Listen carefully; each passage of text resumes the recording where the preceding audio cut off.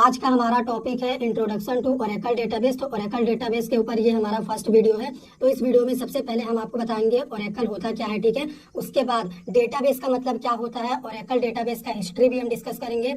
Oracle database को system में install कैसे करना है, साथ ही साथ ओरेकल डेटाबेस में टेबल कैसे क्रिएट करना है, रिकॉर्ड को कैसे इंसर्ट करना है, इन सभी चीजों को इस एक वीडियो में हम आपको कवर करके दिखाएंगे। तो चलिए स्टार्ट करते हैं। What is Oracle. सबसे पहले ओरेकल क्या है, फुल एक्सप्लेनेशन हम ये जान लेते हैं।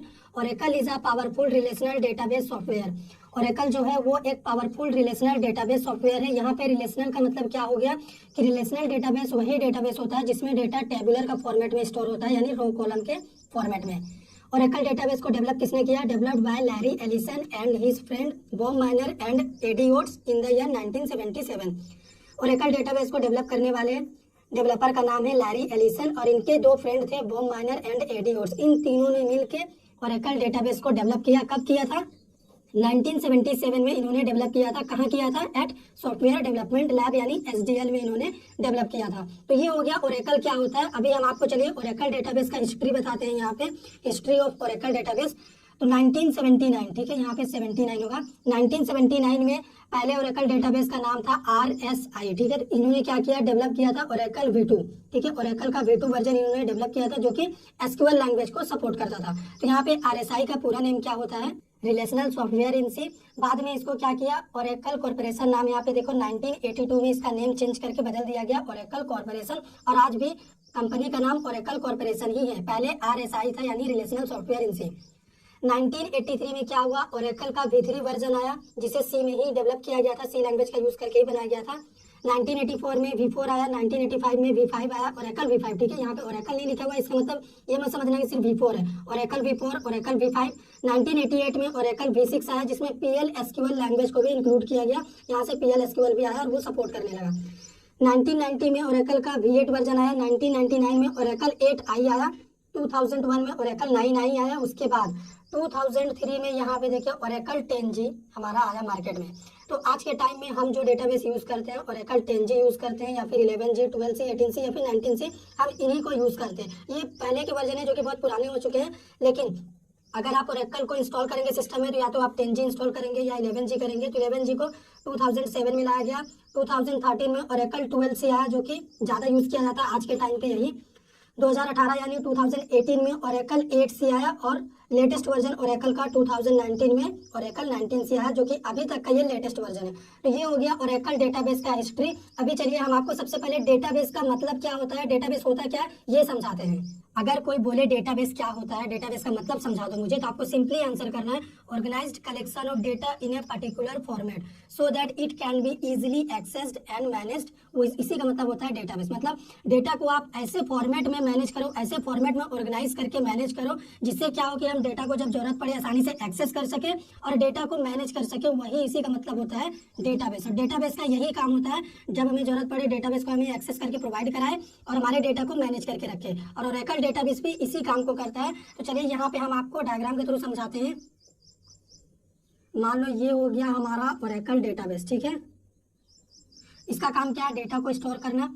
अभी मान लो अगर आप फेसबुक में कोई भी अकाउंट बनाते हो, सबसे पहले आप क्या देते हो, अपना नेम देते हैं जब फर्स्ट टाइम अकाउंट क्रिएट करते हैं, पासवर्ड देते हैं, अपना ईमेल आईडी भी देते हैं, मोबाइल नंबर भी देते हैं, ठीक है। इन सभी चीज़ों को मांगा जाता है। हो सकता है आप एड्रेस भी देते हो।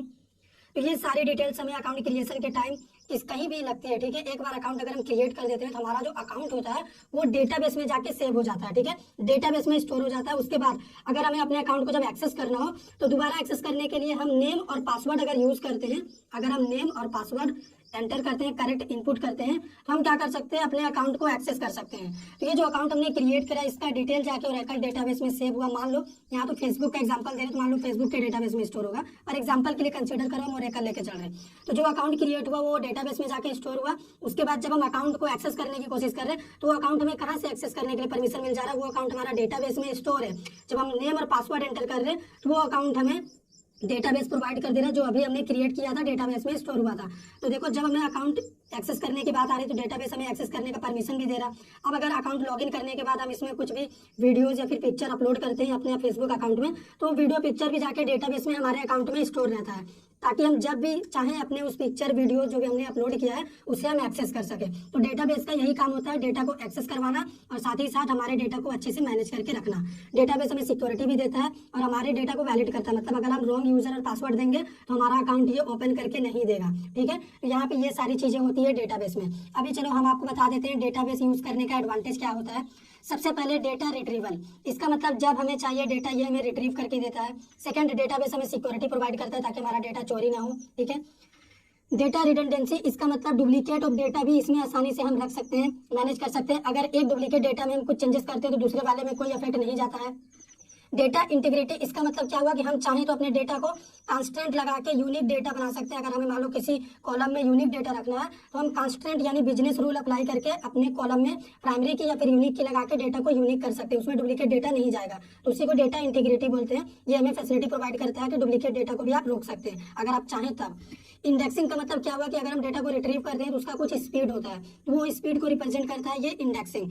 तो अभी हम आपको ये बताते हैं, हम डिस्क्रिप्शन में आपको एक लिंक दे रहे हैं, उस लिंक में हम आपको ये बताएं कि ओरेकल डेटाबेस को कैसे डाउनलोड और इंस्टॉल करना है। ठीक है, स्टेप बाय स्टेप मैंने इस वीडियो में बताया, जो वीडियो का लिंक आपको डिस्क्रिप्शन में मिलेगा। आप उस वीडियो को देख के सबसे पहले अपने सिस्टम में ओरेकल डेटाबेस को डाउनलोड और इंस्टॉल कर लीजिए।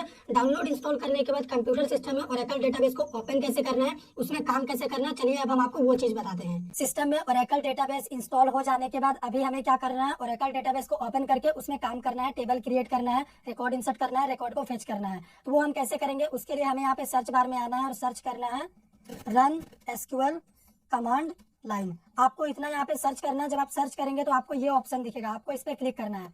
जब आप इस पे क्लिक करेंगे तो आपके सामने इस तरह का विंडो ओपन होगा। सबसे पहले आप यहाँ पे देखिए एसक्यूएल लिखा हुआ है।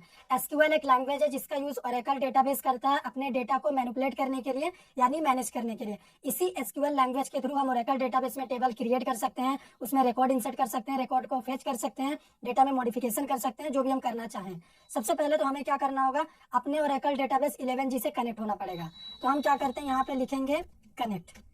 फिर हमसे पूछेगा enter user name. User name में आपको वही यूजर नेम देना है जो आपने इंस्टॉलेशन के टाइम में दिया था। तो हमने इंस्टॉलेशन के टाइम में यूजर नेम सिस्टम लिया था, तो हम यहाँ पे सिस्टम देते हैं एंटर।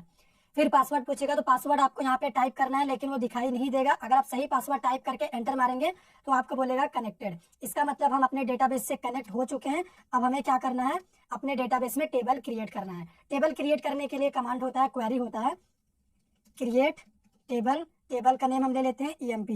ईएमपी हमारे टेबल का नेम है। ठीक है, उसके बाद यहाँ पे पहला कॉलम हम बनाते हैं ईआईडी, इसका टाइप होगा नंबर।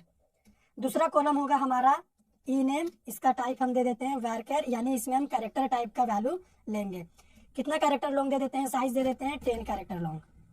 उसके बाद हम क्या कहते हैं, एक और कॉलम यहाँ पे बना लेते हैं, तो कॉमा देंगे। जितने भी कॉलम आप बनाएंगे कॉमा देते हुए चलेंगे। ई एड्रेस यानी इम्प्लॉय का एड्रेस, इसका भी टाइप रहेगा varchar, क्योंकि इसमें भी कैरेक्टर टाइप का वैल्यू रहेगा 15 कैरेक्टर लॉन्ग। ठीक है, सेमीकोलन देते हैं। तो देखो टेबल क्रिएटेड, इसका मतलब ईएमपी नाम का टेबल हमारे ओरेकल डेटाबेस में बन चुका है। अगर हमें देखना हो तो हम क्या करेंगे, DESC यानी डिस्क्रिप्शन ऑफ ईएमपी टेबल। तो यहाँ पे देखो नेम में हमारा ये 3 कॉलम आ चुका है, ईआईडी, ई नेम, ई एड्रेस, जो हमने अपने ईएमपी टेबल में क्रिएशन के टाइम में लिखा था, बनाया था, वो बन चुका है। और इनका टाइप भी इधर देखो मेंशन हो रहा। अभी हमें क्या करना है, रिकॉर्ड इंसर्ट करना है अपने ईएमपी टेबल में। तो क्वेरी हम मारेंगे, यहाँ पे क्वेरी पास करेंगे इंसर्ट इनटू ईएमपी। फिर हमें लिखना होगा वैल्यूज, क्योंकि अभी हम वैल्यू इनपुट कर रहे हैं ईएमपी टेबल में। सबसे पहला हमें ईआईडी इनपुट करना है, उसका टाइप नंबर है, तो यहाँ पे एक नंबर देते हैं 10 कॉमा। फिर हमें एम्प्लॉय का नेम यहाँ पे देना होगा। तो किसी भी कैरेक्टर टाइप या फिर स्ट्रिंग वैल्यू को ओरेकल डेटाबेस में हमें क्या करना होता है, सिंगल कोट्स के अंदर देना होता है। सिंगल कोट्स में हम दे देते हैं नेम एम्प्लॉय का अंकित। फिर हम क्या करेंगे, उसका एड्रेस देंगे, फिर से सिंगल कोट्स, क्योंकि इसका भी टाइप varchar है।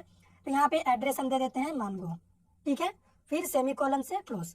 तो 1 रो क्रिएटेड, यानी हमारा ये तीनों रिकॉर्ड ईएमपी टेबल में इंसर्ट हो चुका है। अगर हमें देखना हो तो हम लिखेंगे select star from EMP.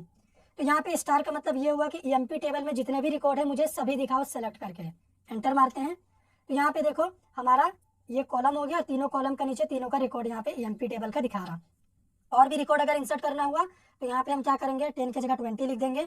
Employee name यहाँ पे चेंज कर देते हैं और इम्प्लॉय का एड्रेस भी यहाँ पे अभी हम बदल देते हैं साक्षी। ठीक है, एंटर मारते हैं, एक और रो क्रिएट हो गया, यानी ये रिकॉर्ड भी इंसर्ट हो चुका है। हम एक और रिकॉर्ड इंसर्ट कर देते हैं। ठीक है, एड्रेस दे देते हैं डिमना। उसके बाद इम्प्लॉय का नेम दे देते हैं हम अखिलेश, उसके बाद इसका EID हम क्या दे देते हैं, 30 दे देते हैं, एंटर। अभी अगर आप टेबल का रिकॉर्ड देखना चाहें, सिलेक्ट स्टार फ्रॉम EMP, आप अप डाउन एरो के यूज करेंगे तो इस तरह से आप देख सकते हैं, ठीक है। हर क्वेरी को आप इस तरह से बाईपास कर सकते हैं। तो यहाँ पे देखो हमारा ये सारा रिकॉर्ड आ चुका है, टेबल में इंसर्ट हो चुका है। अब अगर मुझे टेबल को डिलीट करना हुआ ना, तो मुझे यहाँ पे लिखना होगा ड्रॉप टेबल, टेबल नेम, तो टेबल हमारा ड्रॉप हो जाएगा, डिलीट हो चुका है। अगर अभी हम लिखेंगे select star from EMP, table और व्यू डज नॉट एग्जिस्ट, यानी ये टेबल एग्जिस्ट नहीं कर रहा, डेटाबेस से ये हट चुका है। तो इस तरह से आप ओरेकल डेटाबेस में टेबल को क्रिएट करके उसमें डेटा इंसर्ट करके डेटा फेच करके टेबल को डिलीट कर सकते हैं। अगर आपको वीडियो हमारा पसंद आया हो तो लाइक करिए, शेयर करिए। सबसे पहले हम आपको बता देते हैं कि इस वीडियो में हमने आपको क्या क्या बताया। सबसे पहले तो ओरेकल डेटाबेस क्या होता है हमने आपको ये बताया। उसके बाद हम ओरेकल डेटाबेस का हिस्ट्री बताया आपको। फिर हमने क्या बताया कि रिलेशनल वर्ड का मतलब क्या होता है, कौन सा डेटाबेस रिलेशनल होता है। उसके बाद डेटाबेस का मतलब हमने आपको बढ़िया से समझाया। फिर ओरेकल डेटाबेस को इंस्टॉल कैसे करना है, उसका लिंक भी हमने डिस्क्रिप्शन में प्रोवाइड करके आपको वो भी समझाया। फिर ओरेकल डेटाबेस में काम कैसे करना है हमने ये भी देखा। आपको बता दूं कि ओरेकल जो है वो डेटाबेस का नेम है, लेकिन ओरेकल कॉर्पोरेशन उस कंपनी का नाम है जिसने डेटाबेस को, ओरेकल डेटाबेस को डेवलप किया था। अगर आपको हमारा ये वीडियो पसंद आया हो तो लाइक करिए, शेयर करिए, चैनल पे नए हैं सब्सक्राइब कर दीजिए।